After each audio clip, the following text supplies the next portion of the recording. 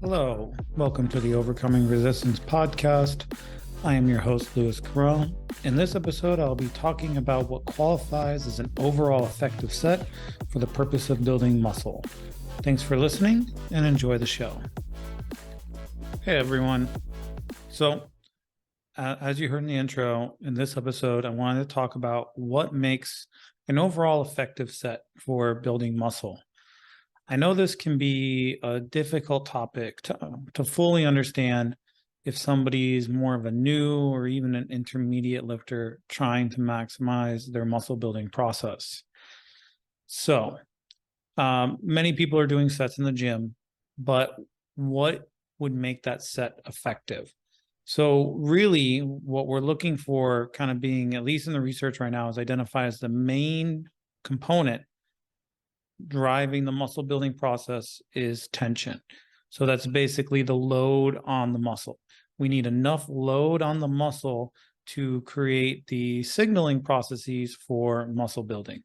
So if you're doing 3 sets of 10 repetitions, but your load is too light, yes, you're doing 3 sets in which you are doing 10 total repetitions and stopping, but there might not be enough tension accruing in each of those 3 sets to actually properly stimulate the muscle building process itself. So I wanted to kind of lay out a little bit of a framework so people can understand kind of like where the research is and what really is kind of considered at the moment an effective set. So an effective set is a set that, based on the research, would be able to maximize the muscle building stimulus.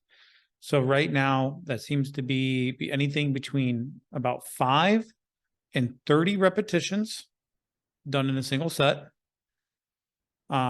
near concentric muscular failure. So concentric muscular failure, that's where the muscle that you're trying to target with the movement, say it's a bench press and you're targeting the pecs, that's where on the lifting phase of the movement, the main limiter, what's causing failure to complete another repetition, would be the ability for that muscle to contract and move the weight up through that phase. So that's kind of the benchmark. And it's important that we acknowledge that for muscle building, it's not just about moving whatever movement you're doing or the weight or your body through space from point A to point B. We want to standardize that movement. So the goal is to maintain, within reason, the technique. So, a squat's a good example, right? Most people, they start where they're standing.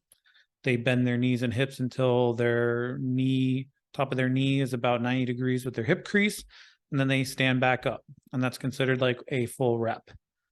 But a lot can happen in between those 3 points I just mentioned. If you're trying to build muscle, the glutes and the quads, ideally you would want your knees and hips and thighs, everything to kind of stay under you as you do each repetition. Now, some people, as they get tired, their hips will kick back a lot and they'll almost end up in a more bent over position, similar to like a good morning, for example. Now, really, yeah, technically that's a squat, because even if you started standing, you got down to that same bottom position I just mentioned, and now you're standing again, that's a rep. Maybe more if you're doing like a powerlifting meet or you're just trying to complete a repetition goal as a personal thing. Maybe you can allow for those large swings in technique. But when it comes to building muscle, especially if you're doing the squat to build the glutes and the quads, you would ideally want to keep that technique similar from the first rep to the last rep. There's going to be some deviation on tough to complete movements, technical movements like the squat. But once the muscles are starting to give out and your technique is being difficult to maintain within reason, that also could be considered, in a way, concentric muscular failure. So I just want to kind of give that definition so we understand, well, where's the end point? And so what is near concentric muscular failure then? Well, some research suggests it might be as far as 5 to 6 reps away from that failure point. I think to be safe, based on the research, we should probably keep it at least 3 or less reps. So if you did a set of 10, and 10 would have been, the last rep you could do. If you tried 11 on said movement and you were to fail, then we would consider an effective set to be 7 reps instead of 10. 8 reps instead of 10, 9 reps instead of 10, and then 10 reps. All of those being effective in this particular case. So now we kind of have how many reps should we be aiming for? It's anywhere from about 5 to 30. And we understand how close to concentric failure we should be, which is about 3 reps away or less. And so that is what is usually considered an effective set. Now, why is it important to know this? Well, it gives a lot of leeway, first of all, meaning now you know that in the most broad sense, if you're doing a set of 5 near failure or you're doing a set of 20 near failure, they're going to be loosely equivalent for building muscle. So now we understand that there really isn't like a perfect rep range or a perfect rep. We get a lot of play. And so some movements you might prefer to go heavier, like a squat, because if you're doing sets at 10, 11, 15, 20, you might be limited by your cardiovascular system because it's a tough movement. So you can keep those closer to 5, 6, 7, or 8 reps near failure and maximize the stimulus. But a movement that maybe doesn't lend itself to being loaded as heavy, say if we're keeping with legs, for example, the leg extension, because if you're trying to do a 5 rep max on that movement, it might hurt your knees. Instead, we can maybe keep it around 10 to 20 or 20 to 30 reps, which might feel better on the joint itself, and then still tick that box of being an effective set. So there's some leeway between movements that also allows people to play around and figure out what works best for them, because they may find that while loosely in the research, anything between 5 and 30 reps per set would be considered equivalent. Not everyone's going to respond the same. So some people might respond on average doing most of their sets in the higher rep ranges, depending on the movement, of course. And then some people might find that they respond to lower reps. Okay, so then you get some trial and error there too. It leaves a lot of options. Say if you get an injury and it's a injury that load is a specific issue. So maybe you're doing a movement between 5 and 8 reps, but now your shoulders hurt from bench pressing, for example. But you could do 15, 16, 17, 18 reps near failure comfortably with the way the shoulder is. So you just shift the load down, shift the reps up, maintain your muscle building stimulus in the most global sense, and then allow that injury to heal without continuing to aggravate it with heavy loads. So it gives you some ability to work around different injury or things that are bothering you. Or so now we have individual variances, we have preferences, we have the ability to select rep ranges that may feel better for a person based on the movement. So there's quite a bit of variability. And so it's worth also pointing out a little bit further to kind of explain some of the groundwork there. So I mentioned that tension is kind of the most important. Well, the tension needs to be high enough. We can define that as kind of a percentage of 1 rep max. So if you were to squat 100 pounds and that was all you could do for 1, that's your 1 rep max.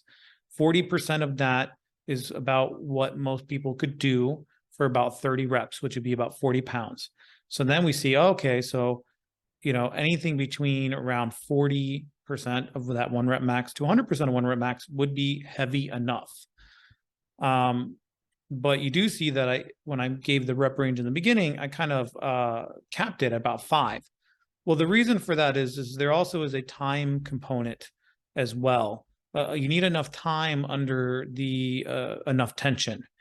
And so you could do 1 rep max. It's heavy enough to fit that tension-based aspect, but it's not a very long time.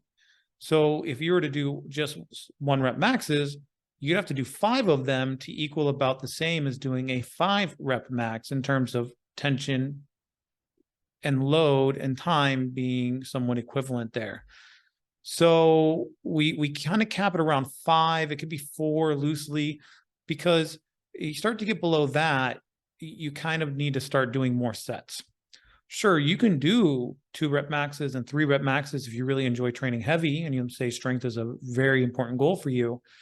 But if you're going to do those types of lower reps, you'd have to do about 2 of those sets near failure to equal 1 set of at least 5 reps or more near failure. So we start to get into, one, it takes more time. And two, that can be a bigger issue on joint recovery and how much your joints can handle, because that's a lot more load and also time that you're setting up and doing these different heavy movements that's going through those joint tissues. So if your goal is primarily building muscle, generally you don't want to go much heavier than about 5 reps, maybe 4, just so you're maximizing the stimulus via the time component on an individual set.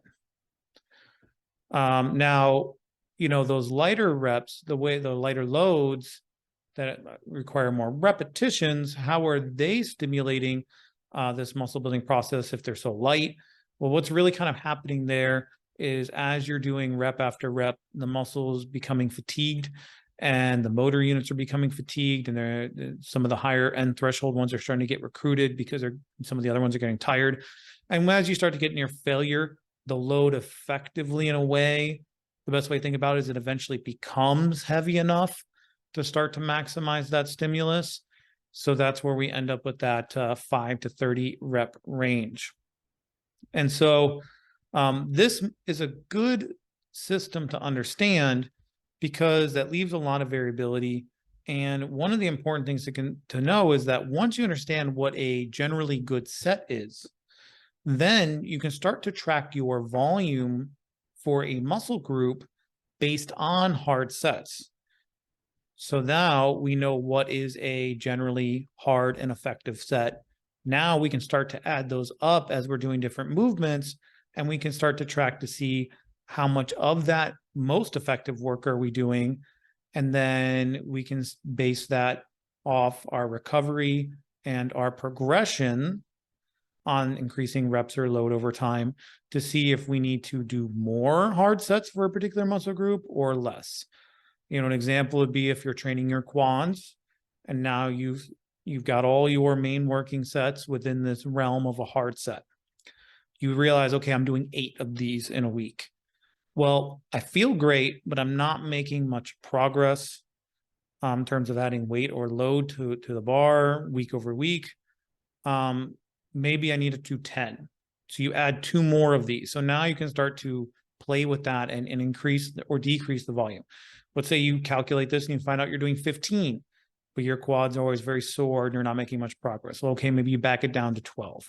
So this allows you to objectively kind of standardize what is an effective set across many different dimensions that you can use in many different scenarios, depending on what's coming up or where you're at in your training.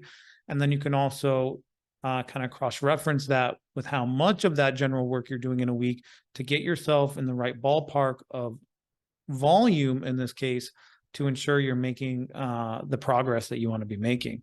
Because really, this knowing what a hard set is and then understanding how that plays into how many of those you're doing in a week and then how that corresponds to your progression and your recovery kind of lays the foundation for the muscle building process for a particular muscle group. The sweet spot is doing enough hard sets throughout a week that you're recovering and making, measurable, decent progress week to week, session to session, and then stacking that up over time. That's kind of really the bread and butter of the training process. And then anything beyond that, how you organize that on different days and different amounts and different movements, those are more nuanced training parameters, but they don't matter as much if we're not at least hitting these foundations first. So I wanted to kind of bring you guys a shorter video here and just kind of flesh out kind of what is this effective hard set a little bit, because I know for a lot of newer lifters and more intermediate lifters, you might be hitting this without knowing it sometimes, but you might not be hitting it other times. And until you can standardize and kind of really make sure that you're getting consistent objective measures for each set, you might be floating in and out of those effective volume ranges. And that's maybe something that if you're not making the progress you want to make, this could be the first stone to look at to make sure that this is standardized so you can get that progress moving in the right direction. Thank you all for listening. If you enjoyed the episode, please leave us a rating and review wherever you are listening, if you are listening to the audio-only version of this podcast. If on YouTube, please like, comment, and subscribe. Please let us know if you did or didn't like the episode, and all feedback is helpful. We will be releasing another episode 2 weeks from now. You can find us at Overcoming Resistance on YouTube and at Overcoming_Resistance on Instagram. Have a great day and take care.